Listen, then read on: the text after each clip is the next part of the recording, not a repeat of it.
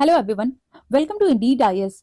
Today we are going to discuss the international relation of section Vision IS monthly magazine October month. तो हमने इससे पहले भी part 1 किया हुआ है. We are going to discuss international relation. तो इससे पहले भी हमने पार्ट 1 में Israel Hamas war and Yom Kippur war उसको डिटेल में डिस्कस किया हुआ है, तो वो आप जाकर के देख सकते हैं. और आज हम लोग पार्ट 2 स्टार्ट करेंगे जिसमें हम लोग इंडिया कनाडा रिलेशंस देखेंगे and India south Korea relations देखेंगे, और अगर टाइम रहा तो हम लोग इंडिया मालदीव्स भी डिस्कस कर लेंगे. तो चलिए डिस्कशन स्टार्ट करते हैं.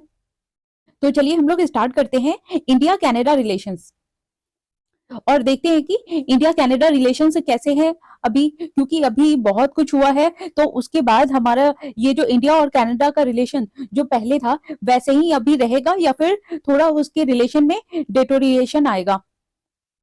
तो इंडिया का जो असर्शन है और इंडियन एजेंट है वो इन्वॉल्व है murder of a pro Khalistan activist जो led to diplomatic strain between the two countries. और इंडिया ऐसा बोल रहा है कि ये जो इंडियन एजेंट है वो जो प्रो खालिस्तानी एक्टिविटीज थे जो डिमांड करते हैं कि जो पंजाब वाला रीजन है वो खालिस्तान में बदल जाए और वो जो है ना इंडिया का अलग पार्ट बन जाए और उसको जाना जाए खालिस्तान के नाम से. तो उनका जो अभी जो लीडर थे तो उनका अभी मर्डर हो गया है. तो कनाडा ऐसा क्लेम कर रहा है और इंडिया पे ब्लेम लगा रहा है कि उनके मर्डर के पीछे इंडिया का हाथ है और इंडिया ने ही उन्हें मरवाया है.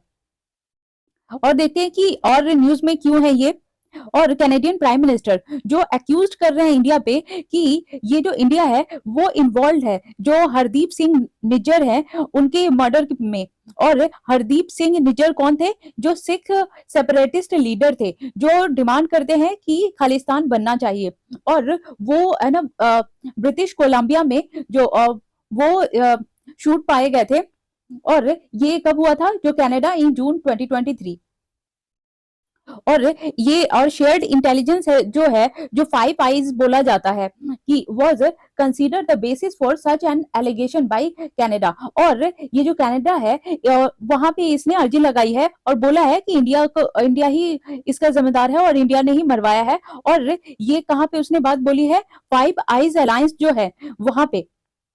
और ये देखते हैं कि ये जो और फिर कनाडा ने ये जो इंडिया को एक्सपेल्ड किया है और इंडिया और अपना जो डिप्लोमेट है जो इन लोग का जो इंडिया और कनाडा का जो चलता है उसको एक्सपेल्ड कर दिया है, कैंसिल कर दिया है. और इंडिया ने फर्दर सस्पेंड कर दिया है वीजा सर्विस इन कनाडा. और ये जो बोला है कि इंडिया का ऐसा बोलना है कि ये जो कनाडा है वो सेफ हेवन है फॉर टेररिस्ट, कि जितने भी टेररिस्ट लोग हैं वो कनाडा में जाके बस जाते हैं और उनके लिए सेफ हेवन है वो. और ये भी कहा है कि withdrawal of 41 Canadian diplomats from India. और इंडिया ने ये भी बोला है कि जो कैनेडियन डिप्लोमेट्स हैं उनको यहां से निकाल देंगे. और इंडिया इसी को लेकर के कनाडा ने ये क्रिटिसाइज्ड किया है और इंडिया से डिमांड किया है कि वो aliasing A breach of the Vienna convention. तो ये कनाडा ने क्रिटिसाइज किया है इंडिया का और ये डिमांड किया है और बोला है कि इंडिया ने जो वियना कन्वेंशन है उसको ब्रिच किया है. और उसी के एवज में इंडिया ने खुद को डिफेंस करते हुए ये कहा है कि सबका इक्वल डिप्लोमेटिक रिप्रेजेंटेशन है. और वो किस हिसाब से इंडिया ने बोला है? As per article 11.1 of the convention. अब देखते हैं क्या कि ये वियना कन्वेंशन है क्या. ये जो वियना कन्वेंशन है और Vienna convention on diplomatic relation, और इसका ओरिजिन कब हुआ था? ये साइन किया गया था 1961 में और एंटर्ड हुआ था 1964 में. और इसके मेंबर कौन कौन से हैं? 193 मेंबर्स है और इंडिया भी इसका मेंबर है. और इसका मैंडेट क्या है? The convention set out privilege of A diplomatic mission and provides a legal basis for diplomatic immunity. और इसका जो मेन एजेंडा है कि ये प्रिविलेज प्रोवाइड करता है डिप्लोमेटिक मिशन में और एक डिप्लोमेटिक इम्यूनिटी भी प्रोवाइड करता है. और it also enables mission withdrawal of various region. और आर्टिकल 11.1 क्या है? जो अलाउज करता है receiving states to set reasonable mission size limit. और ये जो आर्टिकल 11.1 है वो ये कहता है कि सबके सारे जो स्टेट हैं वो रिसीव करते हैं रीजनेबल मिशन और साइज लिमिट, की वो अपने हिसाब का जो रीजनेबल है उनका मिशन है वो चुन सकते हैं. अब देखते हैं क्या कि ये जो इंडिया और कनाडा का रिलेशन कैसा है। तो India and Canada have a long standing bilateral relationship. ये लंबे समय से अच्छा रिलेशनशिप चलते आ रहा है, जो बेस्ड है किस पे, डेमोक्रेटिक वैल्यूज पे, मल्टी कल्चरल पे, multi ethnic nature of two countries. और ये पीपल टू पीपल कनेक्ट भी है, क्योंकि जितने भी पंजाबीज हैं या फिर बहुत सारे लोग वो कनाडा में जाके सेटल डाउन हो जाते हैं, और यहाँ से बहुत सारे लोग वहां पे अर्निंग के लिए भी जाते हैं। और ये डायस्पोरा क्या है कि Canada host one of the largest Indian diaspora in the world, accounting for more than 3% of the total Canadian population. तो जो कनाडा के जितने भी पॉपुलेशन है उसमें से 3% जो है पॉपुलेशन वो इंडिया से ही बिलोंग करते हैं।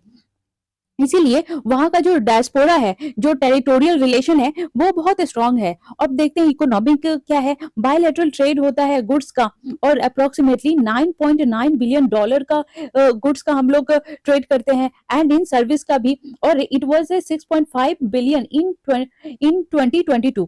तो 2022 में 6.5 बिलियन डॉलर्स का ट्रेड किया था हमने। और ये जो साइंस एंड टेक में क्या कॉपरेशन है, ये जो कोलेबोरेशन है मेनली प्रमोट करता है इंडस्ट्रियल रिसर्च एंड डेवलपमेंट, और जिसका फोकस है न्यू आईपी और प्रोसेसेस, प्रोटोटाइप्स हो गया एंड प्रोडक्ट हो गया उस पे। और देखते हैं क्या, ये सिंस 1990s से ही India and Canada have cooperated in space science. और 1990 से ही इंडिया और कनाडा ने स्पेस साइंस में अपना इन्वॉल्वमेंट और ये जो कोऑपरेशन दिखाना स्टार्ट कर दिया था, और उन्होंने स्टार्ट किया एंट्रिक्स। और एंट्रिक्स क्या है, एक कॉमर्शियल आर्म है इसरो का, and has launched several nano satellites from Canada.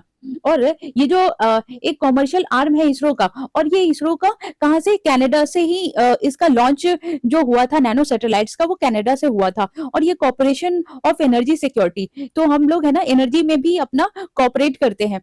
जैसे सिविल न्यूक्लियर एग्रीमेंट हुआ था 2010 में, फैसिलिटेटेड कनाडा, और जो कि प्रोवाइड करता है uranium for Indian nuclear reactors as part of the agreement.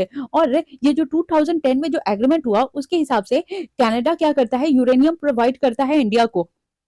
और इंडियन ऑयल कॉर्पोरेशन है जो 10% participating interest in a liquid natural gas, जो एलपीजी है, और जो प्रोजेक्ट स्टार्ट हुआ था ब्रिटिश कोलंबिया में। तो अब देखते हैं आगे। और ये जो स्ट्रैटेजिक कोऑपरेशन क्या है, जो कनाडाज का इंडो पैसिफिक पॉलिसी है, जो एक्नॉलेज करता है क्या कि China as a disruptive global power and underscore India is a critical power और for collaboration in shared interest. तो ये जो कनाडा है वो चाइना को ज्यादा ये प्रिविलेज ना देके इंडिया को देता है, और ये कहता है क्या कि चाइना में आ गया तो सारे जो अदर कंट्रीज हैं वो डिस्टर्ब हो जाएंगे, और इंडिया जो है क्रिटिकल पावर है, तो इंडिया को वो सपोर्ट करता है। लेकिन अब जो चैलेंजेस क्या डेवलप हो गए हैं इंडिया और कनाडा के रिलेशन में, वो देखते हैं। ये जो हिस्टोरिकल लेगेसी है, जो during the cold war Canada was founding member of the NATO, ये नॉर्थ अटलांटिक ट्रीटी ऑर्गेनाइजेशन। और while India pursued a policy of non alignment, क्योंकि ये जो नॉन अलाइनमेंट है, नैम जो स्टार्ट हुआ था नॉन अलाइन मूवमेंट, तो इंडिया ने किसी का साथ नहीं दिया था। लेकिन ये जो ये कनाडा है यूएसए का अलाइज हो गया था। और बात करते हैं एडिशनली, ये जो कनाडा एंडोर्स ए प्लेबिससाइट इन कश्मीर, और ये जो कनाडा है उसने ये भी बोला कि कश्मीर में जो है ये प्लेबिसाइट लगना चाहिए, और विच रैन काउंटर टू इंडियाज इंटरेस्ट, और जो कि इंडियाज के इंटरेस्ट के लिए बिल्कुल भी सही नहीं है।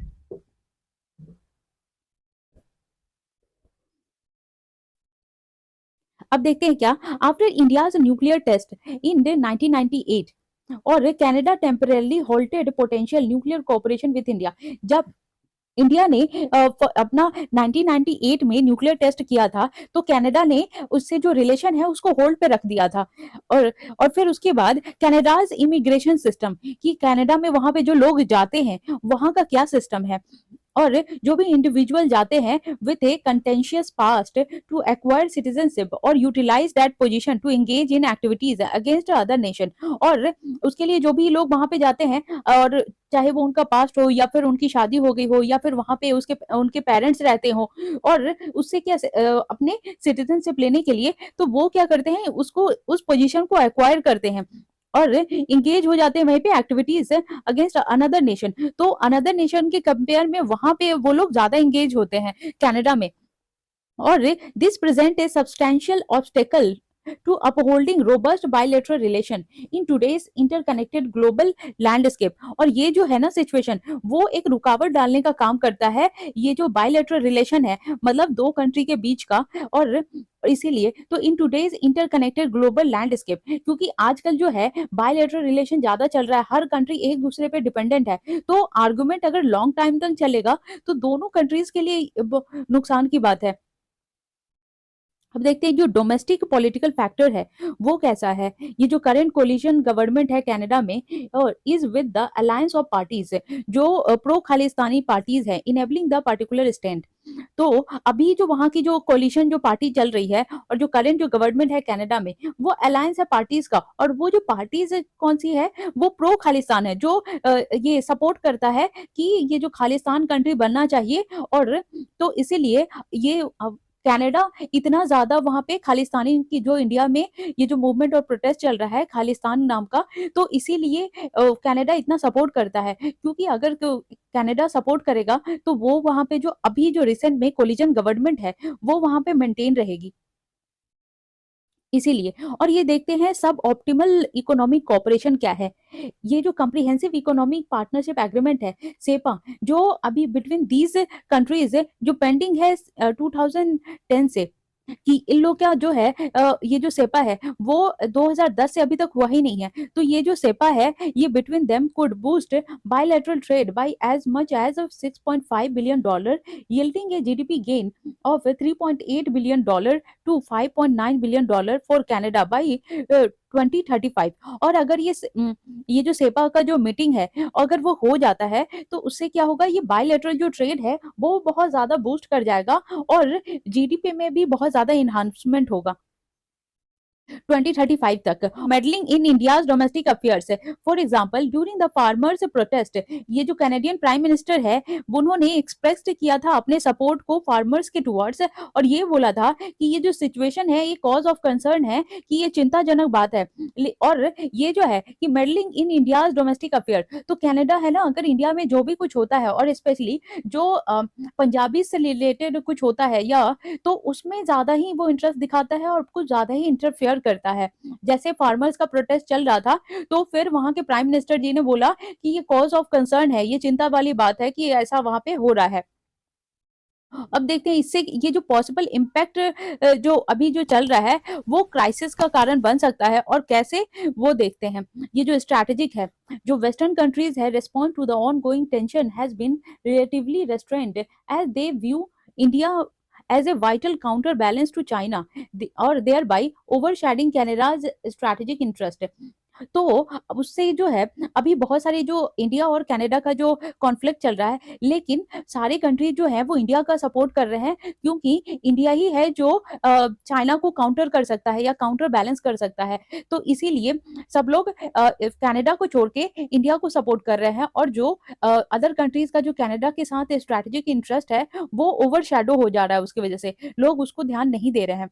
और जो इकोनॉमिक है, in the event of an escalation in the crisis, और ये जो अभी जो क्राइसिस बढ़ते जा रहा है तो इसकी वजह से क्या होगा, ये डिस्ट्रप्शन भी हो सकता है बायलैटरल ट्रेड में, और इन्वेस्टमेंट का जो फ्लो है वो भी कम हो सकता है, और उसका नतीजा ये होगा कि ये जो सेपा है वो और ज्यादा डिले होता चला जाएगा। अब देखते हैं ये जो डायस्पोरा कनेक्शन है वो कैसे हैम्पर होगा। ये जो डायस्पोरा कनेक्शन है जिसके जिसके पास पोटेंशियल है कि ये फैसिलिटेट करे cultural and economic relation, is currently under strength. और ये जो डायस्पोरा का जो कनेक्शन है उसके पास इतना पोटेंशियल है कि वो फिर से इकोनॉमिक और कल्चरल जो रिलेशन है उसको मेंटेन कर सके, जो अभी वो खत्म होता हुआ दिख रहा है। और इसका वे फॉरवर्ड क्या है वो देखते हैं। प्रोमोटिंग डिप्लोमेसी, और ये जो प्रोमोटिंग डिप्लोमेसी में ये जो फर्स्ट स्टेप लेना चाहिए इंप्रूविंग रिलेशन, और जो ये जो एस्केलेशन और जो ये चल रहा है टेंशन चल रहा है उसको खत्म कर देना चाहिए, और each side should express their concern without disrupting the status को। तो ये दोनों जो कंट्रीज हैं उनको अपना जो कंसर्न है वो दिखाना चाहिए बिना कोई भी कॉज को या कोई भी चीज को डिस्टर्ब किए हुए, जो उनका ट्रेड चलता है वो, या फिर जो कल्चरल एक्टिविटीज है वो, या फिर जो उनकी पहले से जो रिलेशन है उसको डिस्टर्ब किए बिना ही उन दोनों को अपना पॉइंट रखना चाहिए। और ये जो डिप्लोमेसी है, नॉट एक्सपल्शन और severe suspension should be the way forward. और ये जो डिप्लोमेसी को है ना मेंटेन करके रखना होगा, ताकि ये जो हमारा सर्विस है वो ना ही ये सस्पेंड हो और ना ही एक्सपल्शन हो उसमें। और मैनेजिंग डायस्पोरा रिलेशन, और ये जो Canada should carefully balance the empowerment of immigrant communities. और कनाडा जो यहाँ से लोग जाते हैं कनाडा को, उसको अच्छे से मेंटेन करके रखना होगा। It should assess their activities and influence और avoiding undue political और economic sway। तो उससे क्या होगा, इस एक्टिविटीज से और जो वहां पे जो पॉलिटिकली डिसहैम्पर हो सकता है और इकोनॉमी जो वहां पे खराब हो सकती है, तो उसको अभी अवॉइड करना होगा। क्योंकि कनाडा में 3% जो है वो इंडिया के ही ओरिजिन पॉपुलेशन वहां पे रह रहे हैं, और जो वहां पे कॉलिशन गवर्नमेंट भी है वो भी जो है वो भी प्रो खालिस्तानी है, तो जो यहाँ के मेंबर है, तो अगर कुछ भी किया वहां पे तो फिर उस वो गलत असर पड़ सकता है। और फिर देखते हैं क्या, ये जो रेस्पॉन्सिबल फ्रीडम ऑफ एक्सप्रेशन है, और जो पीपल जो एंडोर्स करते हैं वायलेंस, सेपरेटिज्म और terrorism should be held accountable for abuse of freedom of expression. और वहां पे जो है ये जो फ्रीडम ऑफ एक्सप्रेशन तो है, लेकिन वो बहुत बार abuse of freedom of expression भी होता है कि वो लोग गलत यूज करते हैं उसका। तो ये जो पीपल जो बढ़ाते हैं वायलेंस को, और जो ये कहते हैं कि अलग हो जाना चाहिए, और जो सेपरेशन की बात करते हैं और जो टेररिज्म फैलाते हैं, तो उनको ना अकाउंटेबल होना चाहिए। और जैसे कि ये जो फ्रीडम ऑफ एक्सप्रेशन है, तो बोलने का मतलब ऐसा नहीं है कि अपने हक में बोलना वो जेन्युइन है, लेकिन अगर कोई गलत बात बोली जा रही है या सेपरेशन की बात बोली जा रही है, टेररिज्म फैलाया जा रहा है ओरली अपने बातों से, तो वो गलत है, उसको बंद करना चाहिए। और ये देखते हैं कि कॉपरेशन और काउंटर टेररिज्म, ये जो काउंटर टेररिज्म पे इंडिया और कनाडा का क्या कॉपरेशन है, जो बोथ कंट्रीज है should collaborate under the framework of corporation on countering terrorism and violent extremism established in 2018। और ये दोनों ही कंट्रीज जो है वो बिल्कुल भी ये जो टेररिज्म है और वायलेंस है उनको बढ़ावा नहीं देती, और उसका एस्टैब्लिश्ड हुआ है 2018 से। अब देखते हैं कंक्लूजन क्या है। ये it is important for both side to develop a new framework, और ये जो है ना ये दोनों कंट्री के लिए बहुत इंपॉर्टेंट है कि ये न्यू फ्रेमवर्क डेवलप करे कॉपरेशन का, और जो ज्यादा प्रैग्मेटिक एंड एम्फेसिस हो mutually beneficial areas such as trade और एनर्जी। तो ये लोग ऐसे जो अपने जो इन शॉर्ट बोले तो कि ये लोग ना अपने नेशनल इंटरेस्ट के बारे में सोचे, ना कि ये जो खालिस्तानी है या फिर यहाँ पे क्या हो रहा है जो इंडिया के जितने भी अफेयर्स हैं उसमें इंटरफेयर करे, या फिर इंडिया वहाँ का जो लोकल वहाँ का जो चल रहा है उसमें इंटरफेयर करे। यहाँ पे जेन्युइन ना दोनों का म्यूचुअली बेनिफिशियल एरियाज जो हैं उस पे ज्यादा एम्फेसाइज करना चाहिए, जैसे कि trade, energy and so on. तो ये हो गया आर्टिकल। अब हम लोग चलते हैं दूसरे आर्टिकल पे। तो अब ये दूसरा आर्टिकल है इंडिया एंड साउथ कोरिया। तो इसको हम लोग देखते हैं डिटेल में, इंडिया एंड साउथ कोरिया का, और देखते हैं कि ये न्यूज में क्यों है। अभी क्या है, इंडिया और साउथ कोरिया का 50 एनिवर्सरी हुआ है, और इसी के लिए ये न्यूज में बना हुआ है। और ये भी देखते हैं कि इसका सिविलाइजेशनल लिंकेजेस क्या है, और ये अकॉर्डिंग टू सामयुक यूसा और heritage history of the three kingdoms. और ये जो 13th सेंचुरी जो टेक्स्ट में ये बताया गया है क्या, कि जो प्रिंसेस सूरी रत्ना थी फ्रॉम अयोध्या, जिन्होंने शादी की थी और किंग किम सूरो से in the year 48 AD in Korea, तो इसीलिए ये सिविलाइजेशनल लिंकेज बोला जाता है। और फिर दूसरा क्या है लिंकेज, ये जो बुद्धिस्ट मॉन्क थे हाइको, और जिनको होंग जियाओ भी बोलते हैं, वो विजिट किए थे इंडिया में 723 टू 729 एडी में, और उन्होंने डॉक्यूमेंट भी लिखा था अपनी जर्नी के बारे में बताया था, अपने ये जो ट्रैवल लॉग है या फिर ये जो पिलग्रिमेज है to the 5 kingdom of India, और उसमें इन्होंने अपने बारे में सारा कुछ बताया है, जो ऑफर करता है insights into Indian culture, politics and society. और जिससे क्या है, ये बताता है कि ये जो इंडिया का जो कल्चर है, पॉलिटिक्स और सोसाइटी है, उससे ये लोग सालों पहले से ही जुड़े हुए हैं।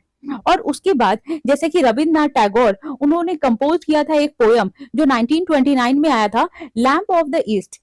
और जिसको सेलिब्रेट किया जाता है Korea's rich history and it's bright future. और ये सारा कुछ जो है ये सारे से ही पता चलता है कि हमारा जो इंडिया का और साउथ कोरिया का ये जो लिंकेज है वो सदियों से चला आ रहा है, और बहुत ज्यादा ये कल्चरल हेरिटेज है और कनेक्शन भी है इंडिया और साउथ कोरिया का।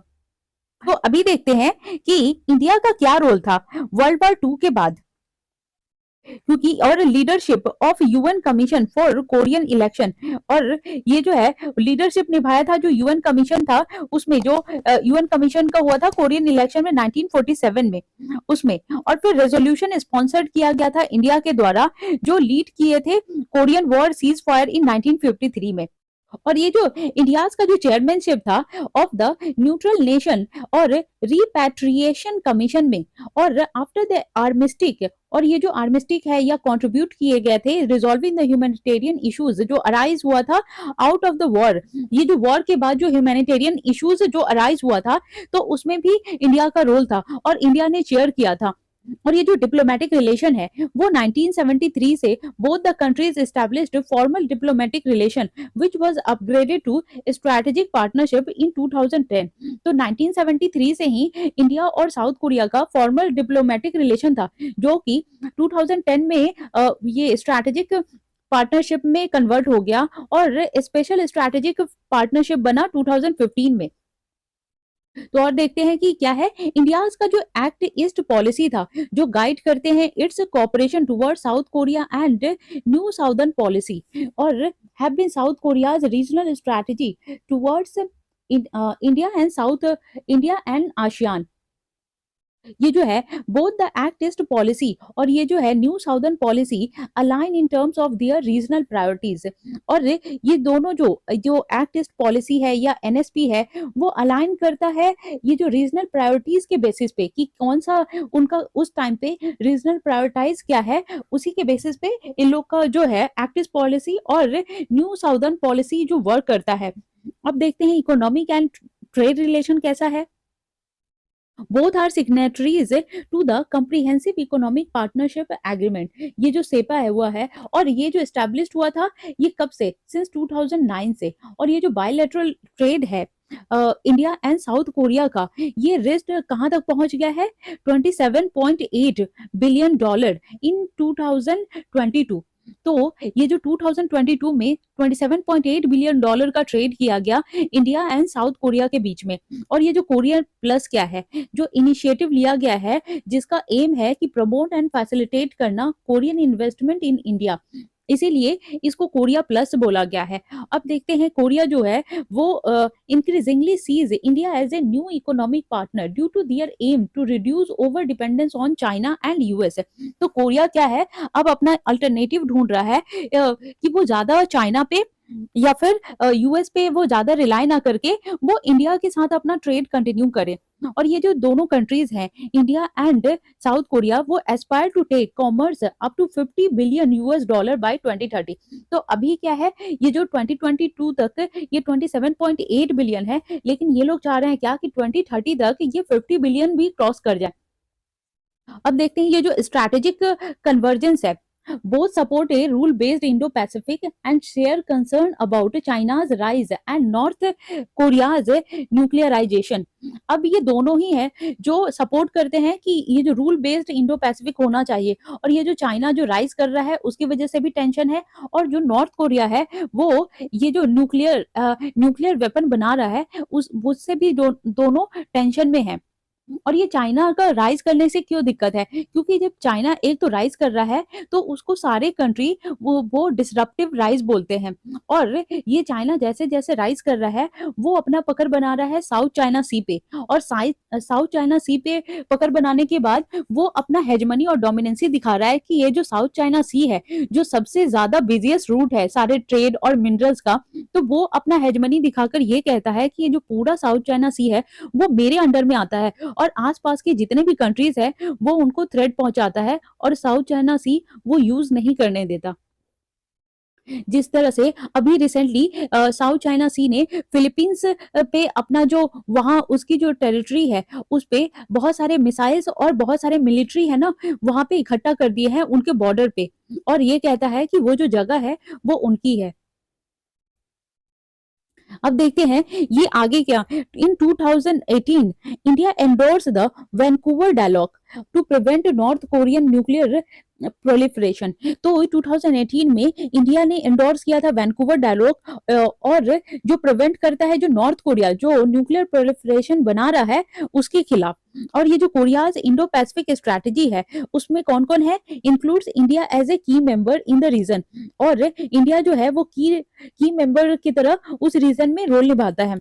और डिफेंस एंड सिक्योरिटी कोऑपरेशन में इंडिया और साउथ कोरिया का कैसा रिलेशन है वो देखते हैं। ये जो डिफेंस पॉलिसी डायलॉग है जो इनिशिएट हुआ था 2013 में और अपग्रेड किया गया 2+2 डायलॉग के साथ। और 2+2 डायलॉग क्यों कह रहे हैं, क्योंकि हर कंट्री जो है वो फॉरेन एंड डिफेंस लेवल का जो मिनिस्ट्रियल मीटिंग होता है वो करते हैं। और ये कब से चल रहा है, 2019 से स्टार्ट हुआ है। The defence partnership is expanding into joint research और production like K9 वज्र artillery gun and collaboration in areas like cyber हो गया, स्पेस हो गया एंड इंटेलिजेंस शेयरिंग हो गया। तो ये सारी चीजों में ये ट्रेड करते हैं। और ये जो कल्चरल रिलेशन कैसा है, ये जो सारंग है और festival of India in Korea is organized every year. तो ये जो इंडिया का जो फेस्टिवल है वो हर साल है ना कोरिया में भी ऑर्गेनाइज किया जाता है, और टू शो के diverse Indian culture Indian and art form in various part of south Korea.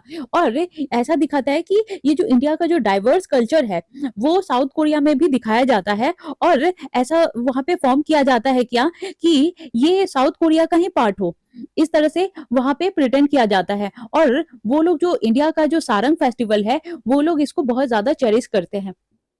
अब देखते हैं इंडियन इंडियन डायस्पोरा कैसे है। जो मेनी इंडियन सोल्जर्स हैं वो pursue post graduate and PhD programme in Korea and professionals in IT, shipping और automobiles have also migrated to Korea. तो बहुत सारे जो यहाँ के जो स्कॉलर्स हैं वो अपनी डिग्रीज जो है और ये जो पीएचडी की जो प्रोग्राम है वो कोरिया से ही करते हैं, और जितने भी प्रोफेशनल्स हैं वो आईटी सेक्टर में वो और शिपिंग में वो भी वहां से ही डिग्री लेते हैं, और जितने ऑटोमोबाइल्स है वो माइग्रेट किया जाता है साउथ कोरिया में। और ये जो चैलेंजेस क्या है, ये जो strengthening India south Korea relation को मेंटेन करने में क्या क्या चैलेंजेस आ रही हैं, जैसे देखते हैं ज्योग्राफिकल गैप है कि बहुत ज्यादा डिस्टेंस है, और geographical distance has restricted their interaction with both countries primarily concentrating on their nearby region. अभी क्या है कि इन दोनों में एक तो डिस्टेंस बहुत ज्यादा है, और उसकी वजह से ये होता है कि ये जो दोनों कंट्रीज अपने आसपास की जो कंट्रीज है उस पर ज्यादा ध्यान देती है, और ये डिस्टेंस से बहुत ज्यादा है, इस वजह से इंडिया और ये जो साउथ कोरिया है उसका ज्यादा फ्रेंडशिप या फिर ये जो गैप है वो कम नहीं हो पाता। और ये देखते हैं कि ये जो डिलेड स्ट्रैटेजिक कॉपरेशन है कि जितने भी इन्होंने कॉपरेशन बनाई है वो सारी चीजों में डिले होते जा रहा है, तो वो भी एक कॉज ऑफ कंसर्न है। और ये जो राइवलरी है of cold war limited their interaction foreign policies, और South Korea perceived India as aligned with socialist bloc. और साउथ कोरिया जो है वो ऐसा दिखाता है कि वो अलाइन है सोशलिस्ट ब्लॉक पे। इंडिया जो है और ये जो नेवर द लेस्ट है, India pursuit a non aligned policy, और इंडिया क्या करता है कि इंडिया ने अपनाया हुआ है non aligned policy maintaining balanced relation with both south and north Korea in the Korean peninsula. तो ये जो है और एक ये भी विषय है कि हमेशा जो साउथ कोरिया को वो एक तरह का उसको इतना ये कॉन्फिडेंस नहीं आ पाता कि इंडिया ऑल द टाइम हमारे साथ ही रहेगा या नहीं, बिकॉज इंडिया दोनों से अपना रिलेशन मेंटेन करके रखता है, नॉर्थ कोरिया से भी और साउथ कोरिया से भी। अब देखते हैं सब ऑप्टिमल कोऑपरेशन क्या है। जो limited cooperation result from a lack of strong political intent. और ये जो है ये जो लिमिटेड कोऑपरेशन करने से क्या होता है कि ये दिखता है कि ये जो इनका पॉलिटिकल इंटेंट है वो उतना स्ट्रॉन्ग नहीं है दोनों साइड का, और South Korea often aligning with major powers like US while India's regional policies are still developing। और जो साउथ कोरिया है वो ज्यादा अलाइन रहता है यूएस के टूवर्ड्स, और ये जो इंडियाज का जो रीजनल पॉलिसीज हैं वो अभी तक डेवलप ही हो रहे हैं। और अनटैप्ड इकोनॉमिक पोटेंशियल। और जैसे कि ये जो सेपा है is said to be limited in scope, और ये जो सेपा का ये दोनों का जो मिनिस्ट्री ये जो मीटिंग होता है तो वो भी एक लिमिटेड है। और intend to revise CEPA was declared in 2015 but it is yet to concluded. और ऐसा बोला गया कि ये 2015 में ही डिक्लेयर कर दिया जाएगा कि इसका, और इसको रिवाइज किया जाएगा, अपग्रेडेशन लाया जाएगा, लेकिन अभी तक ऐसा कुछ हुआ नहीं है। और India is also facing trade deficit around $8 billion in 2021 to 2022। और due to technical trade barriers हो गया, हाई इंपोर्ट हो गया, और हाई इंपोर्ट ड्यूटीज हो गया, तो इस वजह से भी ये जो बॉन्डिंग है वो उतना स्ट्रांग नहीं हो पा रहा है। अब देखते हैं वे फॉरवर्ड क्या है। ये जो विजन फॉर सिस्टमैटिक कोऑपरेशन, और इस तरह से है ना कोऑपरेशन बनाना चाहिए कि उनका जो ये जो सिस्टमैटिक विजन बने, और ये जो बायलैटरल रिलेशंस है वो हिस्टोरिकल एम्फेसाइज्ड है, और वो अब कन्वर्ट हो जाए इकोनॉमिक प्रोजेक्ट पे, जैसे कि it is now crucial to forge a more strategic relationship with a focus on Indo Pacific strategy. अब ये जो है, ये जो ज्यादा ये जो क्रूशियल है, और ये जो मोर स्ट्रैटेजिक रिलेशनशिप बनाने की जरूरत है, और ये भी फोकस करना होगा कि इंडो पैसिफिक स्ट्रैटेजी पे कैसे फोकस किया जाए। और ये जो साउथ कोरिया है along with New Zealand and Vietnam have participated in quad, और ये जो अलायंस है Australia, India, Japan and US, तो ये जो चारों क्वाड के पार्ट है, लेकिन उसमें साउथ कोरिया या फिर साउथ कोरिया के साथ साथ न्यूजीलैंड और वियतनाम ने भी पार्टिसिपेट किया था। और many experts believe that such cooperation should lead to expansion of Quad as Quad plus. अगर और ये जो कंट्रीज हैं वो पार्टिसिपेट कर रहे हैं, तो ऐसा दिखाया जा रहा है और ऐसा लग रहा है कि ये जो कॉर्पोरेट अगर कंटिन्यू करती रही, तो ये जो 4 कंट्रीज का जो क्वाड है वो बढ़ करके और एक्सपांड होकर के क्वाड प्लस का रूप ले लेगा, जिसमें और भी अदर कंट्रीज है ना उसमें ऐड हो सकती हैं। और deepening economic and technological cooperation, और दियर जो कोर कंपिटेंसीज हैं in economic domain are different, they could decide on a long term और win win framework of cooperation. और ये बोला जा रहा है कि ये दोनों का एक तो जो भी कोर एरिया है, जो भी मैन्युफैक्चरिंग है वो अलग अलग है, तो कभी भी कंपटीशन डेवलप होने की तो बात ही नहीं है, क्योंकि ये अलग अलग ये जो फील्ड में काम कर रहे हैं, तो इनको ऐसा है कि ये लॉन्ग टर्म तक ये कंटिन्यू करना चाहिए, और एक विन विन फ्रेमवर्क तैयार करना चाहिए ये कॉपरेशन का, कि कैसे वो लोग एक दूसरे को और म्यूचुअली जो है वो फायदा पहुंचाए।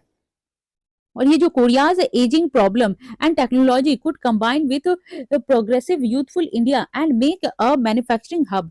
अब ये जो कोरिया का है कि वहाँ पे एजिंग का प्रॉब्लम है, कि वहाँ पे जितने भी जो ये पॉपुलेशन है वो ओल्ड एज वाले हैं, वहाँ पे यूथ की बहुत कमी है।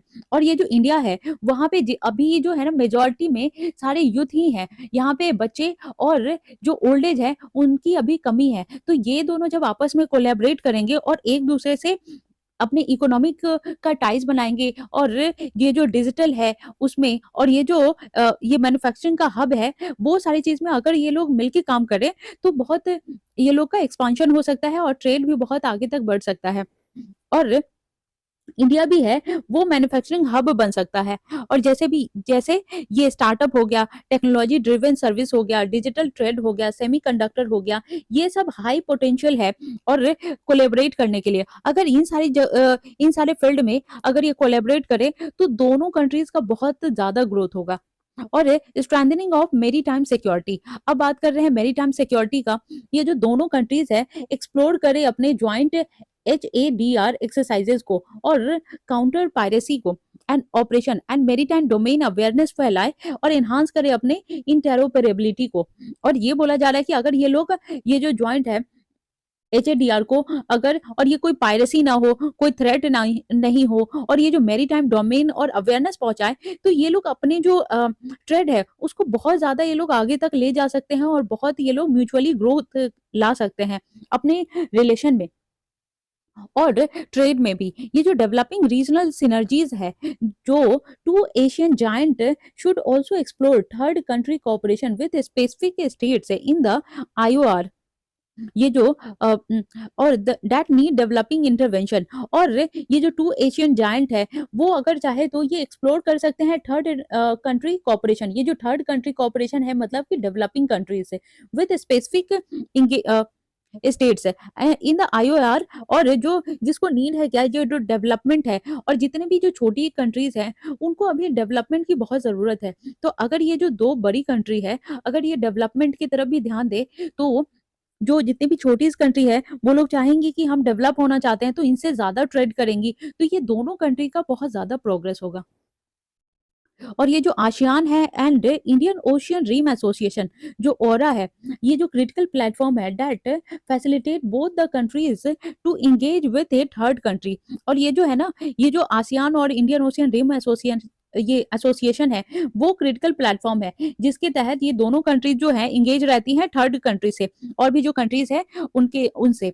और ये जो ASEAN, both nations are dialogue partner, और आसियान में ये जो इंडिया है, साउथ कोरिया है, दोनों डायलॉग पार्टनर्स हैं, जबकि आईओआरओ में इंडिया जो फाउंडिंग मेंबर है और साउथ कोरिया जो वो डायलॉग पार्टनर का स्टेटस मिला हुआ है इसको। और ये जो मल्टीलैटरल कोऑपरेशन देखते हैं, ये जो मल्टीलैटरल फॉर्म्स फोरम्स है, जैसे आईओआरए हो गया, आसियान हो गया, and the Indo Pacific economic forum जो है वो ऑफर करता है more opportunities for collaboration including collaboration in third country.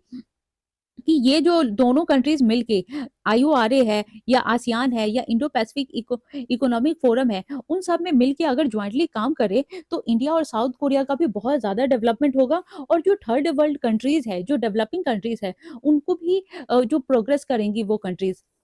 अब देखते हैं क्या, both can collaborate in supply chain resilience, infrastructure, clean energy, decarbonisation engagement in third party countries located in south east Asia. अब ये दोनों parties को, ये जो दोनों कंट्रीज हैं, इंडिया एंड साउथ कोरिया, उनको सप्लाई चेन रेजिलियंस में पार्टिसिपेट करना चाहिए, कोलेबरेट करना चाहिए, इंफ्रास्ट्रक्चर में, क्लीन एनर्जी में, और डीकार्बोनाइजेशन क्या है, जो कार्बन की जो कार्बन कंटेंट है और कार्बन की जो मात्रा है, जो पॉल्यूशन जो फैल रहा है, और उसको कम करना, और उसी को जो कार्बन का जितने भी जो अभी कंटेंट है उसको कम करना, उसी को डीकार्बोनाइजेशन कहते हैं। और अगर ये जो मिलके काम करेगा और थर्ड कंट्रीज के लिए, तो थर्ड कंट्रीज का भी प्रोग्रेस होगा और ये दोनों कंट्रीज का भी बहुत प्रोग्रेस होगा। अब चलिए देखते हैं कंक्लूजन क्या है। India and South Korea are middle powers and growing economies that need regional stability, और for this they must work together.